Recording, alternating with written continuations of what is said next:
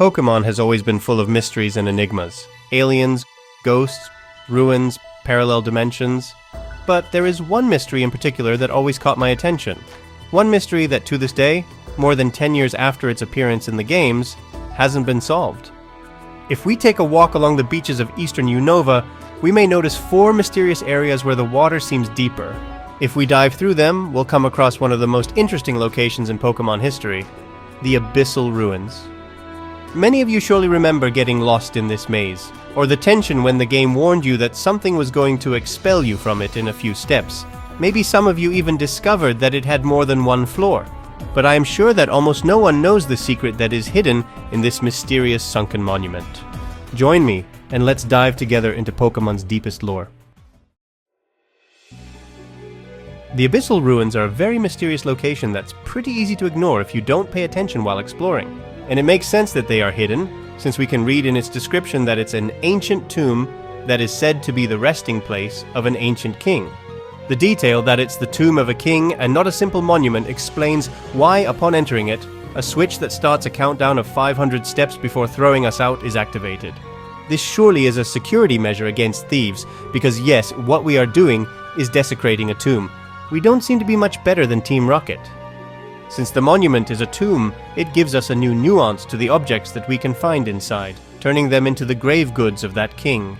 We can find gold, silver and bronze coins, vessels, bands, and strange-looking statues, or even what seems to have been the crown of that king. But surely the most interesting objects are Arceus's plates. Each and every single one of them, as even the 2 that are found outside of the ruins are said to come from there. This begins to give us an idea of the importance that this buried king had. Not only did they build an underwater monument in his honor, but his burial trousseau contains 32 treasures, along with the plates from the Pokémon god. But the magnitude of the monarch isn't the only thing that these relics tell us, since in their description, it is specified that they are from a 3,000 years old civilization. I doubt this date is just a coincidence, and I'm sure you're familiar with it because of another Pokémon monarch. But let's go back to Unova. We still have a lot to explore. As I mentioned before, although many people never got to discover it, the Royal Tomb consists of 4 floors with 1 test each. To go up from the first one, we must reach the central pillar in less than 190 steps. To ascend the second floor, we must use Flash in front of a purple pillar. And to reach the deepest part of the dungeon, we must use Strength in front of another pillar. Leaving aside how much I miss these kinds of things in a Pokémon game, some of you may have noticed that these 3 tests are extremely similar to others we have already seen in the saga, like the ones that seal the Regis in Hoenn. Take a specific number of steps to set Regice free in Emerald, Flash to set Registeel free also in Emerald, and Strength to set Regirock free in Ruby and Sapphire. There may be some kind of connection between both cultures, even if in one case those puzzles were used to seal some legendary Pokémon with king names, and in the other one to defend a king's tomb. Lorekeeper, if we already know all those things, where is the unsolved mystery? Chill, dude. You're more revved up than a Vigoroth full of monster. We're not done yet. The similarities between the Abyssal Ruins puzzles and those of the Regis chambers don't stop just at taking steps or using some HMs. They also share how clues are given to solve them. If in the Regis chambers we could read them in Braille, in the Abyssal Ruins we can find some mysterious engravings with symbols that seem to be from a never-seen-before fictional language. In black and white, they were just that, symbols. They could be deciphered anyway, but I imagine you'd end up with something worse than a Psyduck's headache because, in Black and White 2, Game Freak made things a lot easier. Once we beat the Pokémon League, one of the 7 sages, Zinzolin, gives us Ghetsis' research on the Abyssal Ruins, and this allows us to translate the engraving symbols into letters. This makes it so much easier to decipher the messages in the tomb, but we still don't get anything that makes sense. It's time to face the Caesar cipher. For those who don't know it, the Caesar cipher, or Shift cipher, is writing a letter as the letter that is X positions to its right in the alphabet. For example, in the Caesar cipher of Shift 1, instead of an A, we would write a B, which is 1 position away. We can apply this to a full word or phrase. For example, if we wanted to write subscribe, I don't know, a random phrase that just came into my mind. With a Caesar cipher of Shift 5, it would be written as what you can see on the screen. To sum up, the engravings that we find in the tomb are messages written backwards, and with a Caesar cipher that has a different shift depending on the floor in which they are located. The base floor has Shift 0, keeping the same letters, Floor 1 Shift 1, Floor 2 Shift 2, and Floor 3 Shift 3. That just means that what on the ground floor is an A, on floor 1 will be a B, on floor 2 a C, and on floor 3 a D. Keeping this in mind, we can decipher every single message in the ruins, and they reveal some very interesting things. To begin with, like in the Regis chambers, in the final pillar of each floor we can read the way to move to the upper floor. On the ground floor, if we have taken more than 190 steps, we'll read, "No king gets lost." But if we arrive there in less than 190 steps, the message will be, "Go on, brave king," opening the ascent to the next floor. On the first floor, shine if agreed, for us to use flash, and on the second floor, act strong if agreed, so we use strength. On the ground floor, we also find some very cool messages that try to help us not get lost in this labyrinth. Primes lead to the truth, which makes sense along with the messages where those prime numbers appear. King turns second corner, king turns third corner, king turns fifth corner, king turns seventh corner. This is an amazing mathematical detail of the tomb's layout, as it tells you the path to follow up to the top floor on every single floor. But not all messages are clues to beat the dungeon. Other engravings give us some succulent and tasty Pokémon lore, texts that talk about the king. On the low floor, they only tell us about how wonderful he was. He was brave, kind, acted with love, did not tolerate hatred. On the first floor, we find some messages about appreciating life, that good and evil are not all, or against war, which when talking about Unova is pretty interesting. But it's on the second floor where the messages go far and beyond, mainly two. King talks to all beings, saved all from waves. We'll discuss the first one later in the video, but the second one has some fascinating implications. First of all, saving all sounds like he stopped or prevented a catastrophe, and the waves imply that it was a tsunami. I don't remember any tsunami being mentioned in any other Pokémon game, and the most I can say is that it reminds me of Kyogre, but I doubt it has anything to do with it. But what I can say is that this may be the reason why his people decided to build his tomb under the sea, to represent his feet. But finally we reach the top floor, the place where we can find the resting crown and the unsolved mystery.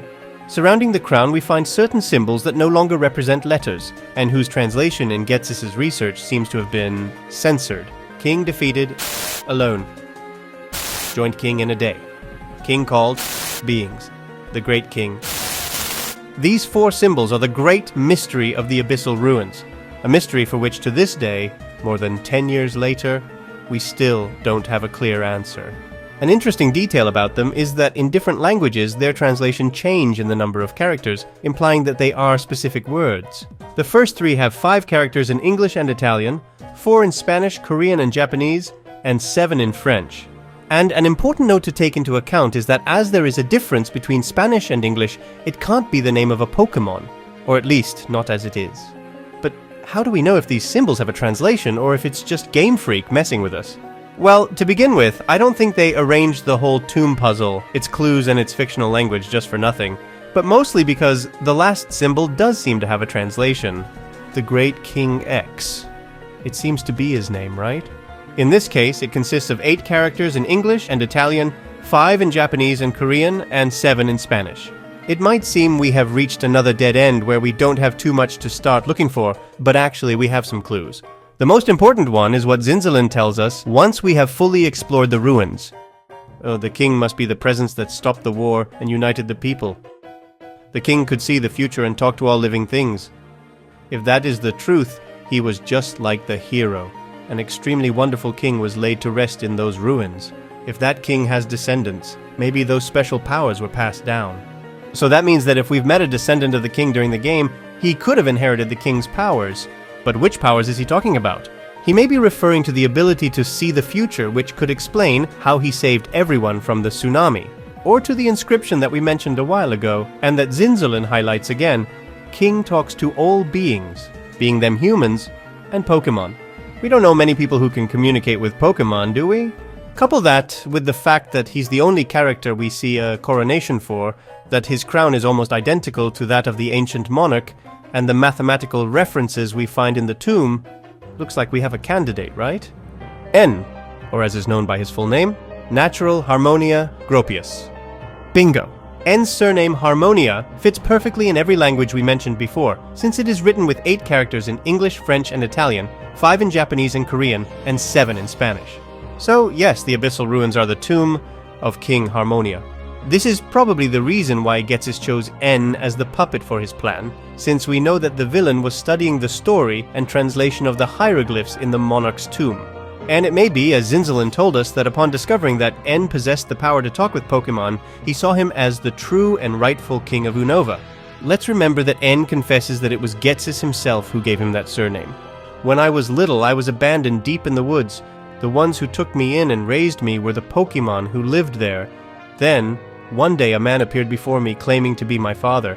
That was Ghetsis. The things he gave me were the name Harmonia, the knowledge a king would need, Pokémon with their hearts shut so very tightly I couldn't even talk to them, and this room. But beyond shedding some light over N's origin and Ghetsis' true intentions, that the symbol represents the royal Harmonia family implies that the other 3 unknown symbols also have real translations that we still haven't deciphered. They could refer to the original dragon, to Kyurem, Zekrom, and Reshiram, to the twin heroes of Unova, to the genies. At the moment, only Game Freak knows the real meaning and story behind those symbols. Do you think that if any of the next Pokémon games are 5th gen remakes, we'll get more information about the Abyssal Ruins? Or that if we get a Legends Unova, we will see the true story of King Harmonia and how he saved everyone from a tsunami? Time will tell. But if you want to achieve true harmony between ideals and truth, I recommend you to subscribe if you liked the video, and leave a comment with other Pokémon mysteries you'd like me to investigate. Thank you very much for your time, and see you in the next video.